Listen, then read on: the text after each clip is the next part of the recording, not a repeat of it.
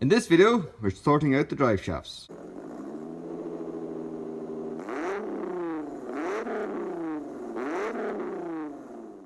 Hey guys, so just before we look at all these drive shafts, please do subscribe.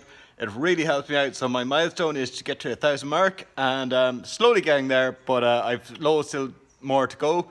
So if you can, please do subscribe. Hit that subscribe button wherever it is, and the same with the bell. Anyway, come on, let's have a look at these drive shafts and pick one for the car. So here we have the two outer ones, or the two longer ones, and they're beside the driver's side, and that nut is wound down so it's flush and level, and you can see that there is a difference. So the one on the left is taller and the one on the right is shorter. So you scroll all the way down to the bottom and they're both sitting down flush. So the drive shaft is sitting down nice and even. It's not sitting upright at all. And so what's the difference? So this came off the balls. Okay, so I have the two drive shafts back again. So the one on the left is obviously off a Mark III VR6, and the one on the right is from a 16 valve Mark II or 16 valve Corrado. So that's the one I'm going to use, the 16 valve, because I want to run 4x100 wheels, so it means I have to run narrow track, means also the drive shafts have to be narrow track. So that's why the drive shaft has to be a bit shorter. Okay, so what I'm going to do is open up the CV joints, give them a grease, and then I'm going to install them into the car. Here are the measurements between the 16 valve and the VR6 drive shafts, both the inner and outer drive shafts.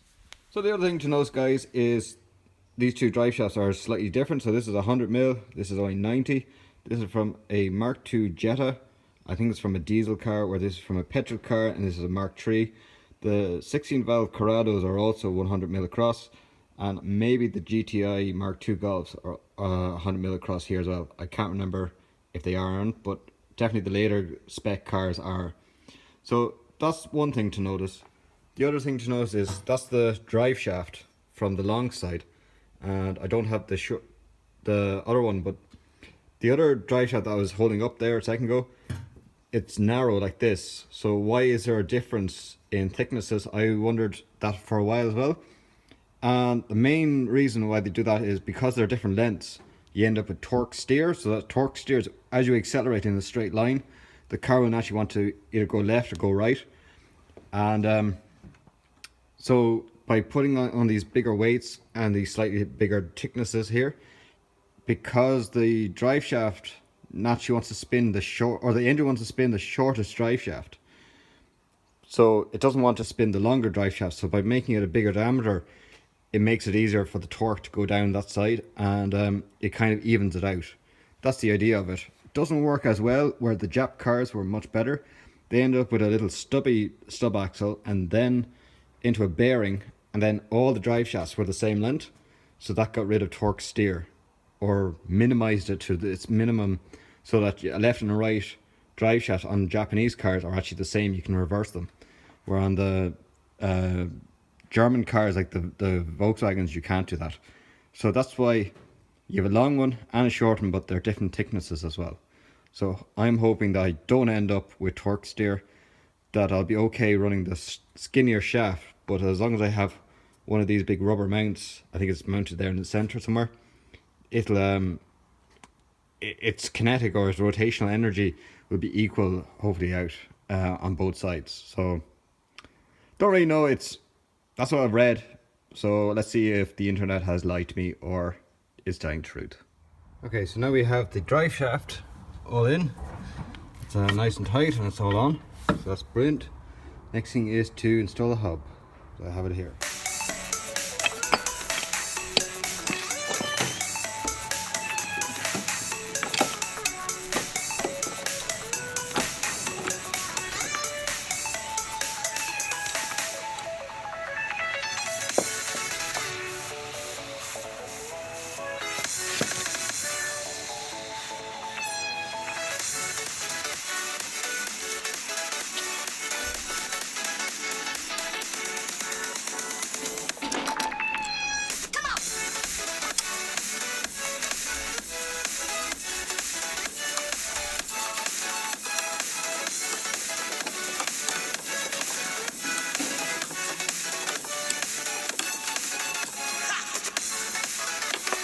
Now time to install the steering rack onto the hub.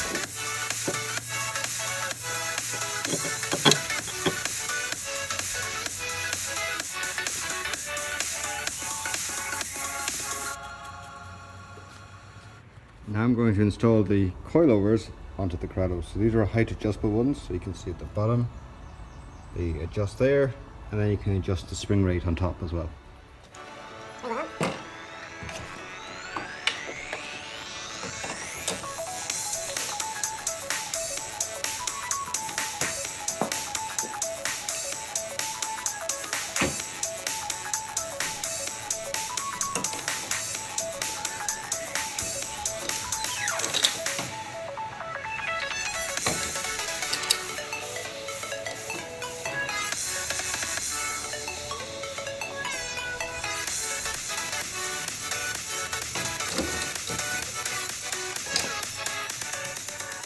Please don't forget to rate, comment, and subscribe. Please really subscribe. I really want to build up the numbers. And stay tuned for next week's video where I actually get on some brakes. Check out these bad boys. So as always, thanks very much for watching. Don't forget to rate, comment, and subscribe. Support me on PayPal in the link below. And as always, thanks for watching. See you next time.